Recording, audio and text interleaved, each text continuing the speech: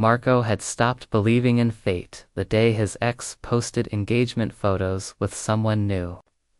But when the airline bumped him to first class on the red-eye to Barcelona, he found himself sitting next to a man whose laugh made him forget why he'd sworn off relationships. Ethan was traveling alone too, running from a life that had become too small. And by the time the plane touched down, they'd shared 3 gin and tonics, 2 secrets they'd never told anyone, and 1 impulsive decision to throw away their separate itineraries and explore Spain together instead. What started as a week-long adventure with a stranger became the kind of love story Marco had convinced himself only existed in movies. Except this time, he was living it. The flight attendant's voice crackled through the intercom, announcing their descent into Barcelona, and Marco pressed his forehead against the cool window, watching the city lights sparkle like scattered diamonds below.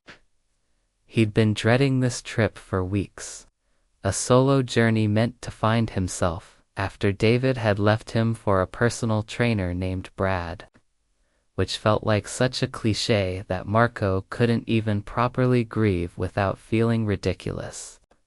But then the airline agent at JFK had smiled apologetically and told him there'd been an overbooking situation. And would he mind terribly being upgraded to first class? And suddenly, Marco's misery tour had velvet seats and complimentary champagne. First time in Barcelona.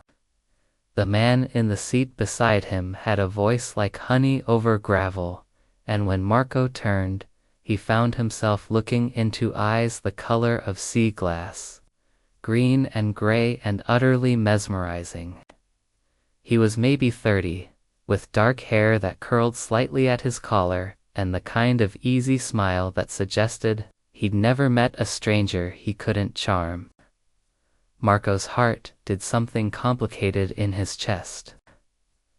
A flutter he immediately tried to suppress because he was done with beautiful men and their beautiful lies. Second time. Actually, Marco said, proud of how normal his voice sounded. I came here with my ex a few years ago. Terrible idea to retrace those steps, I know. But I'd already paid for the hotel, and my therapist said something about reclaiming narratives. He immediately regretted oversharing, but the stranger just laughed. A genuine sound that crinkled the corners of his eyes. I'm Ethan, he said, extending his hand. And I'm running away from my own life. So we're basically in the same boat. Or plane, I guess. His handshake was firm and warm, and he held on just a second longer than necessary, or maybe Marco imagined that part. I was supposed to get married 3 months ago. But I called it off 2 weeks before the wedding when I realized I was more excited about the honeymoon destination than the person I was going to spend my life with. Marco felt something shift in his chest. A recognition of shared damage, of being broken in similar ways. That must have been devastating, he said quietly. And Ethan shrugged with a casualness that didn't quite reach his eyes. It was the right thing to do. Even if it made me the villain in everyone else's story, Ethan said. Amanda was perfect on paper. Everything my family wanted. Everything I thought I wanted. But I couldn't shake the feeling that I was playing a role in someone else's life. He paused, signaling the flight attendant for a gin and tonic. Want one? I find that confessing your failures to strangers goes down easier with alcohol. They talked through the entire flight, their conversation flowing like they'd known each other for years instead of hours. Ethan was an architect from Boston, currently on sabbatical from the firm his father had founded, trying to figure out if he actually loved his job or if he'd just been following a script someone else had written. Marco was a freelance graphic designer from Brooklyn, currently nursing a broken heart and a crisis of confidence that had him questioning whether he'd ever actually known what love felt like. They bonded over bad relationship choices, overbearing families, and a shared love of old movies and good food. "Here's a crazy idea," Ethan said somewhere over the Atlantic, his third gin and tonic making him bold. "What if we traveled together? Just for the week. No expectations, no pressure. Just two strangers exploring a beautiful city and pretending our real lives don't exist for a little while." His eyes were bright with possibility, and Marco felt his carefully constructed walls beginning to crack. "That's insane," Marco said. But he was already imagining it, already feeling the thrill of saying yes to something reckless and unplanned. "We don't know each other. You could be a serial killer for all I know." Ethan grinned. "I'm definitely not a serial killer, but I understand the concern. How about this? We spend tomorrow together, just one day, and if you hate me by sunset, we go our separate ways. If you don't hate me, we keep going." He held out his hand again, this time for a deal instead of an introduction. "What do you say, Marco? Want to do something completely spontaneous and probably stupid?" Marco looked at that outstretched hand, at Ethan's hopeful smile, at the possibility of turning his sad solo trip into something else entirely. Every rational part of his brain screamed at him to say no, to protect himself, to stick to his plan of safe solitude and carefully controlled healing. But there was something about Ethan, something about this moment suspended 30,000 feet above the ocean, that made him want to be brave. "One day," Marco said, shaking Ethan's hand and sealing a deal that would change everything. "But if you turn out to be annoying, I'm leaving you at the Sagrada Familia and never looking back." They landed in Barcelona as the sun was rising, painting the sky in shades of orange and pink that made the city look like something from a dream. Marco had forgotten how beautiful it was, how the air smelled like salt and possibility, how the streets seemed to pulse with life even in the early morning hours. They took a cab together to the Gothic Quarter, and when Ethan suggested they drop their bags at his hotel and grab breakfast before they both crashed from jet lag, Marco agreed without hesitation. The cafe Ethan found was tucked down a narrow street, the kind of place only locals knew about, with tiny tables spilling onto the sidewalk and the scent of fresh bread and strong coffee filling the air. They ordered pan con tomate and cortados, and Marco watched Ethan's face light up with his first bite. The simple pleasure of it making him look younger, less burdened by whatever he'd left behind in Boston. "Okay. This is incredible," Ethan said, olive oil dripping down his chin. "Why doesn't bread taste like this in America? What are we doing wrong?" Marco laughed and handed him a napkin, their fingers brushing in the exchange. And he felt that flutter again, stronger this time, harder to ignore. They spent the day wandering through the Gothic Quarter, getting lost in medieval streets that twisted and turned like a labyrinth, stumbling upon hidden plazas and ancient churches.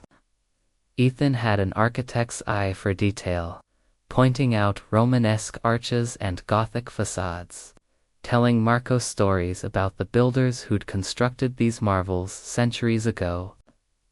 Marco found himself captivated not just by the history but by the way Ethan's whole face changed when he talked about something he loved.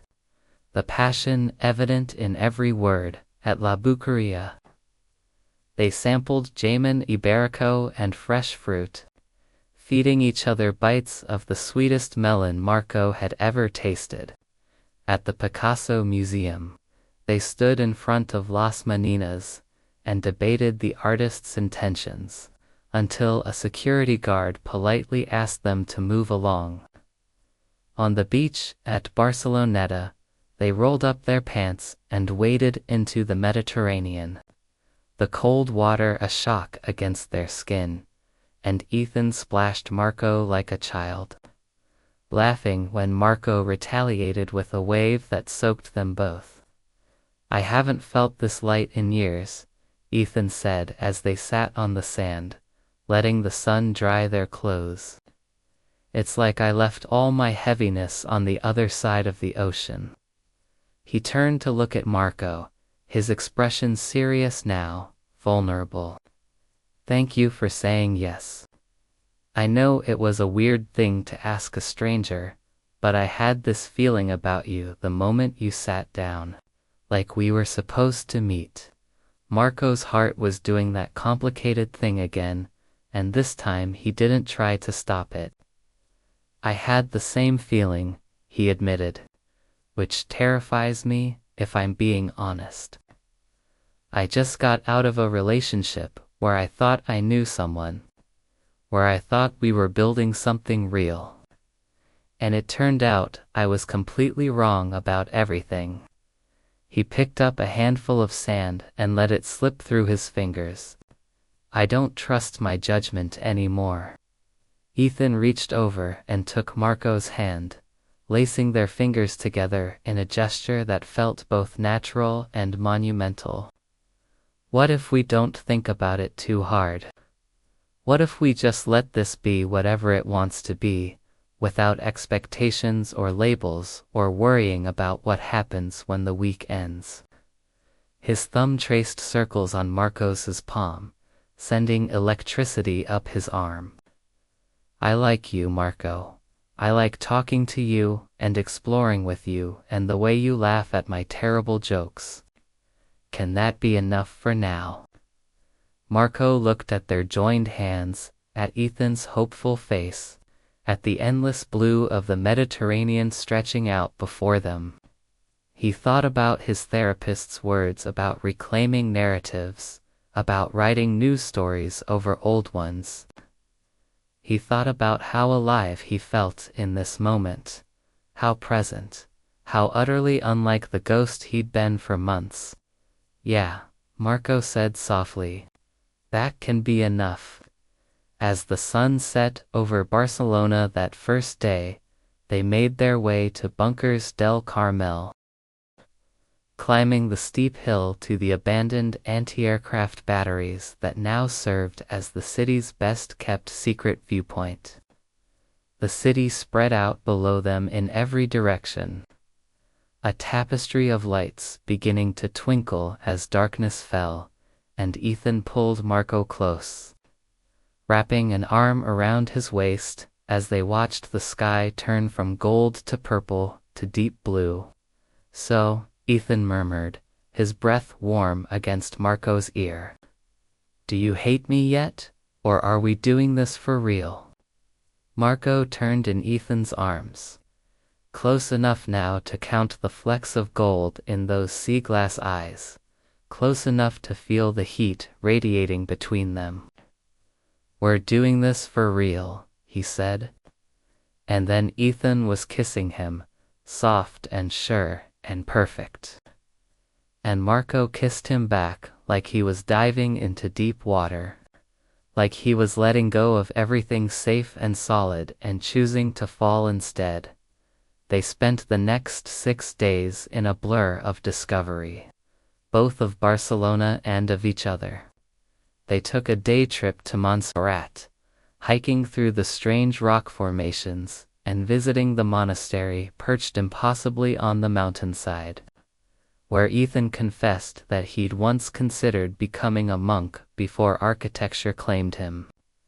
They wandered Park Gel at sunrise, before the tourist crowds arrive, and Ethan explained Gaudi's genius while Marco photographed the way the morning light played across the mosaic tiles. They ate their way through the city, from tiny tapas bars in Gracia to fancy restaurants in Aix, sharing plates and wine and stories from their lives that they'd never told anyone else. Marco learned that Ethan was afraid of heights but loved rooftop bars. That he spoke they made their way to Bunkers del Carmen passable Spanish and terrible French.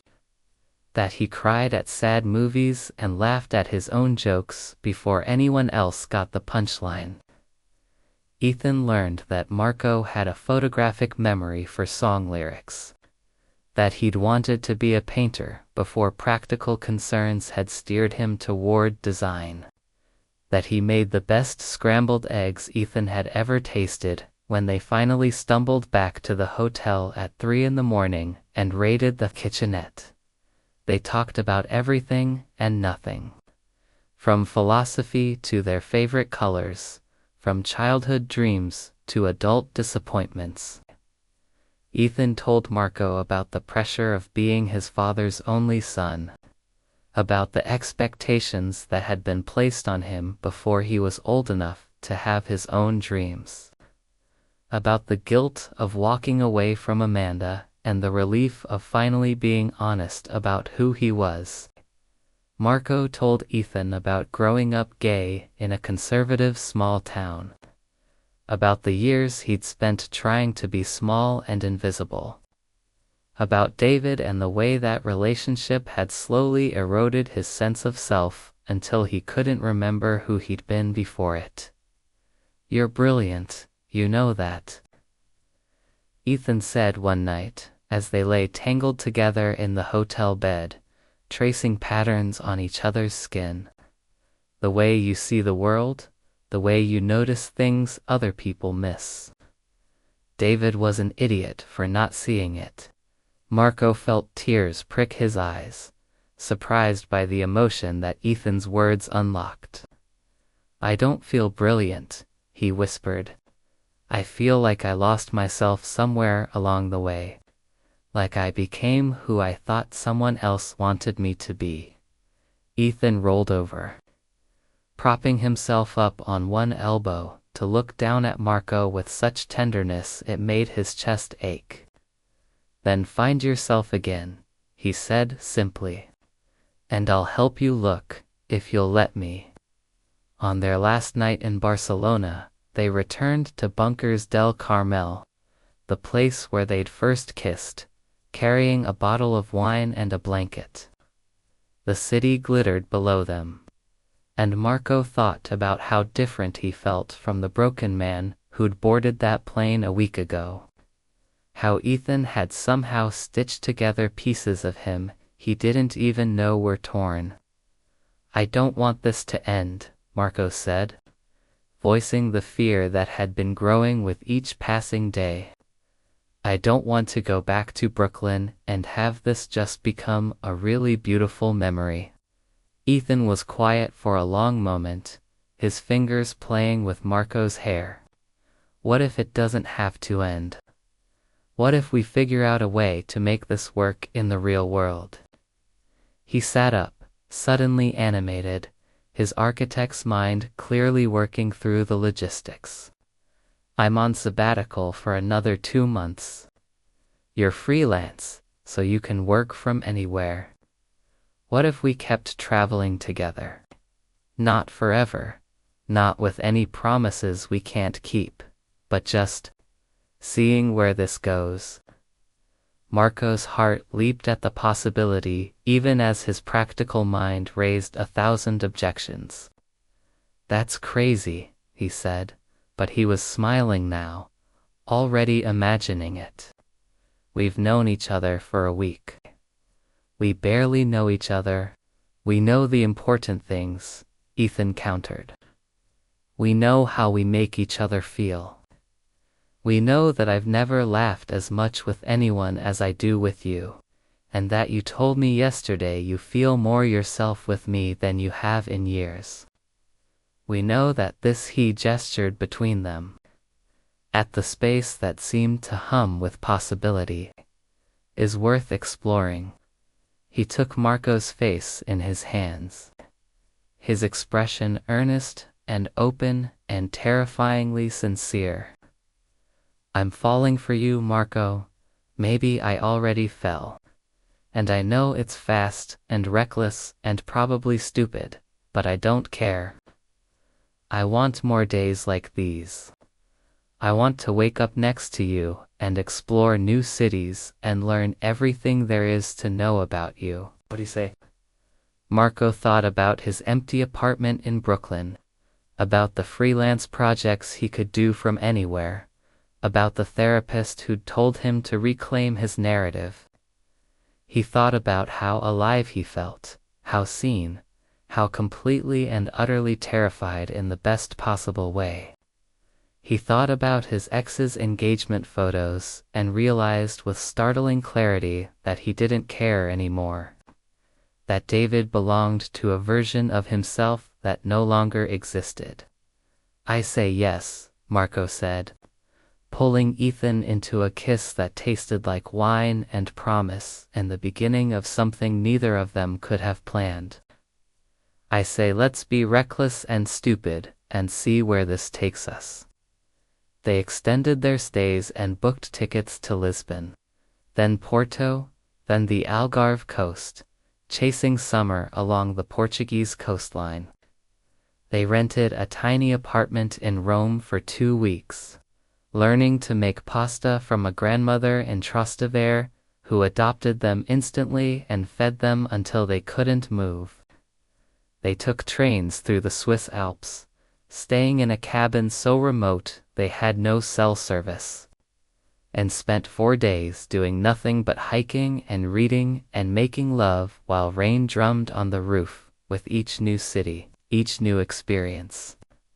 Marco felt himself becoming more solid, more real. Ethan encouraged him to paint again, buying him supplies in Florence and setting up a makeshift studio in their Airbnb. And Marco found that his hands remembered what his heart had forgotten.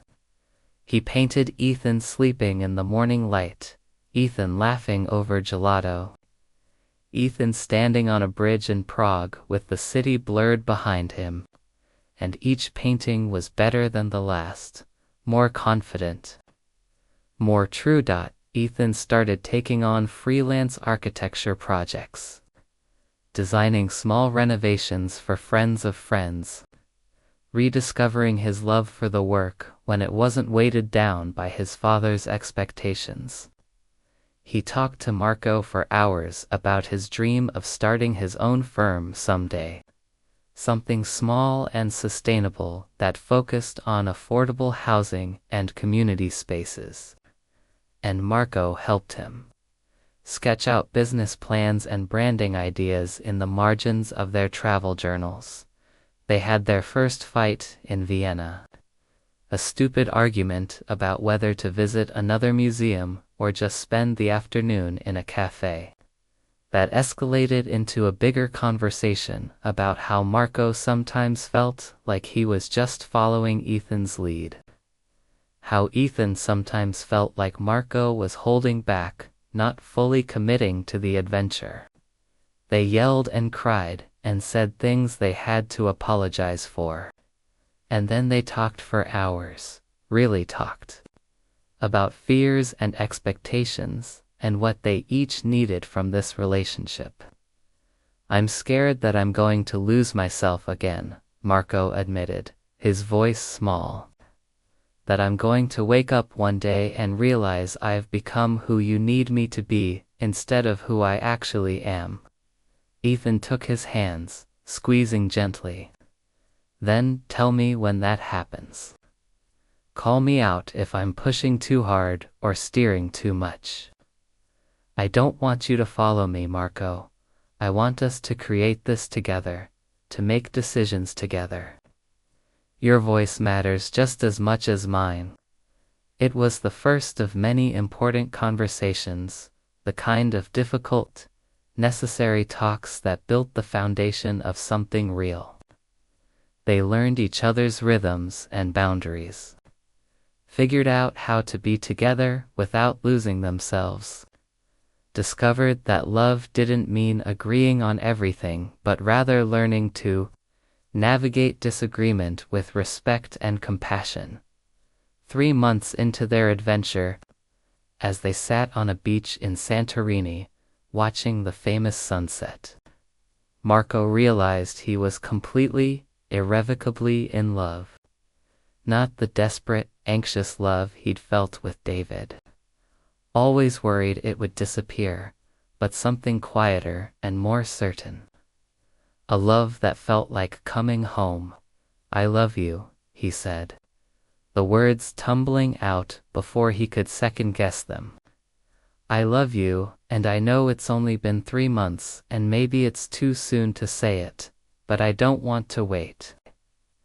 I love how you see the world and how you make me braver and how you remember that I like my coffee with too much sugar even though you think it's disgusting. I love your terrible jokes and your architectural tangents and the way you look at me like I'm something precious. I love you, Ethan." Ethan's face did something complicated, emotions flickering too fast to name, and for a terrible moment, Marco thought he'd ruined everything. But then Ethan was pulling him close, kissing him with an urgency that stole his breath. And when they finally broke apart, Ethan was crying, happy tears streaming down his face. "I love you too," Ethan said, laughing and crying at the same time. "God, Marco, I've loved you since Barcelona, maybe since the plane. I've been terrified to say it, terrified you'd think I was moving too fast or asking for more than you were ready to give. But I love you. I love you so much, it scares me sometimes, how much I want this to work. How much I want to build a life with you." They stayed on that beach until the stars came out, talking about what comes next. About the logistics of building a real life together, beyond the bubble of travel and adventure. Ethan's sabbatical was ending in 3 weeks, and Marco's savings wouldn't last forever. And they both knew they couldn't run away from reality indefinitely. "Come to Boston with me," Ethan said. "Or I'll come to Brooklyn with you. Or we'll pick somewhere entirely new and start fresh together. I don't care where we are as long as we're together." Marco thought about his tiny apartment in Brooklyn, about the city he loved, but that was also full of memories of David. He thought about Boston, about the possibility of a fresh start in a new place.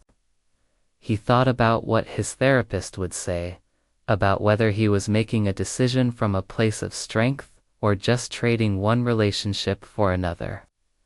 "I want to come to Boston," Marco said carefully. "But I need to do it right. I need to know I'm choosing this because it's what I want. Not because I'm afraid of being alone or because I'm running away from my own life again." He squeezed Ethan's hand. "Can we do this slowly? Can I keep my apartment in Brooklyn for a while?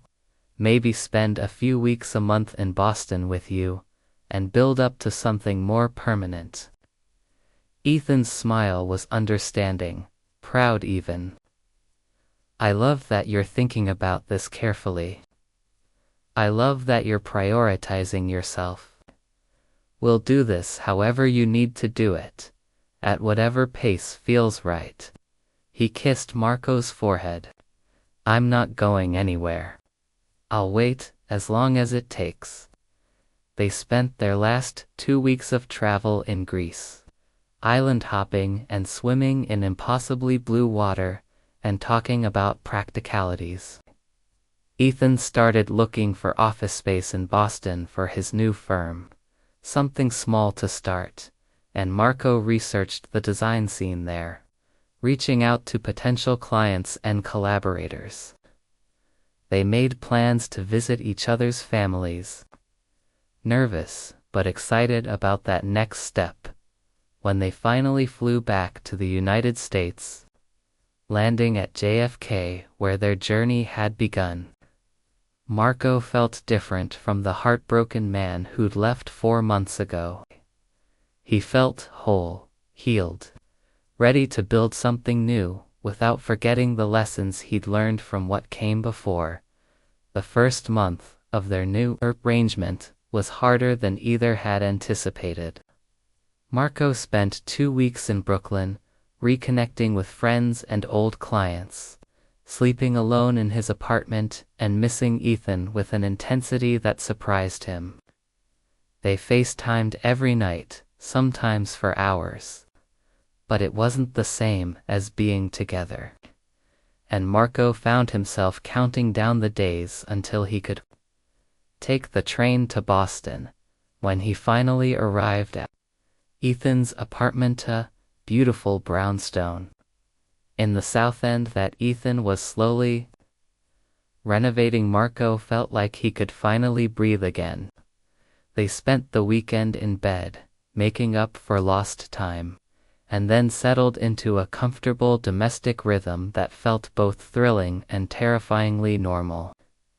Marco set up a workspace in Ethan's spare room, painting in the mornings and taking design calls in the afternoons, while Ethan worked on plans for his firm in the kitchen.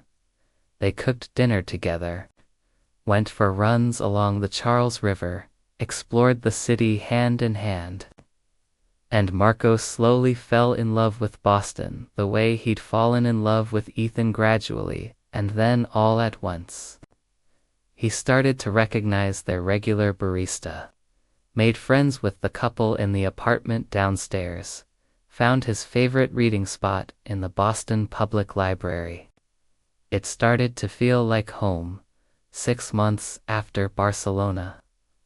On a snowy December evening, Ethan officially asked Marco to move in with him. They were decorating a Christmas tree in Ethan's living room, drinking mulled wine and listening to terrible holiday music, when Ethan suddenly got down on one knee. "This isn't a proposal," Ethan said quickly, seeing Marco's eyes go wide. "Or maybe it is, but not that kind. I'm proposing that you make this official, that you give up your Brooklyn apartment and make Boston your home. Make me your home." He pulled out a key, simple and silver. "I know we agreed to take this slow, and we have been, but Marco, I can't imagine my life without you in it. Every night you're not here feels wrong. Every morning I wake up next to you feels right. Move in with me. Build a life with me.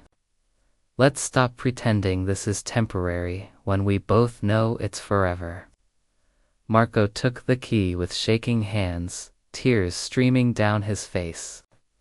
He thought about that red-eye to Barcelona, about the man he'd been and the man he'd become, about all the ways Ethan had helped him find himself again without ever trying to change who he was.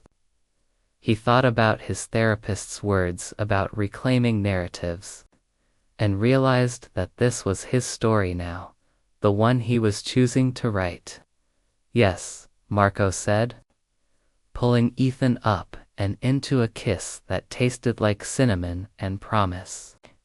"Yes to all of it. Yes to Boston, and yes to you, and yes to building something real and permanent and terrifyingly wonderful."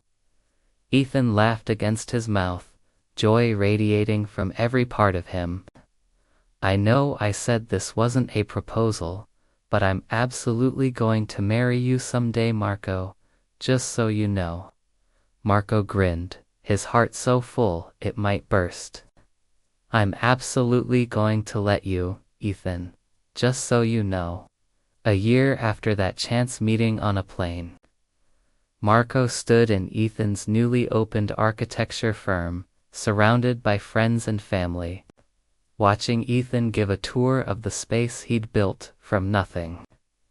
The walls were covered with Marco's paintings, and in the corner was a photo from their first day in Barcelona, both of them laughing on the beach, the Mediterranean endless behind them. Marco thought about fate and chance and the courage it takes to say yes to the unknown. And he sent a silent thank you to whatever force had put him in that seat next to Ethan, had given him the opportunity to write a new story over the old one. Ethan caught his eye across the room and smiled. That same smile that had captivated Marco on the plane, and Marco felt it again, that flutter, that electricity, that sense of coming home. He crossed the room and took Ethan's hand, lacing their fingers together the way they had on the beach in Barcelona, and Ethan squeezed back, a silent promise that this was real, this was lasting, this was love. "Thank you for bumping me to first class," Marco whispered. And Ethan laughed, pulling him close. "Best upgrade of my life," Ethan said, and kissed him in front of everyone, not caring who was watching, because this was their story now, the one they'd chosen together, and it was just beginning.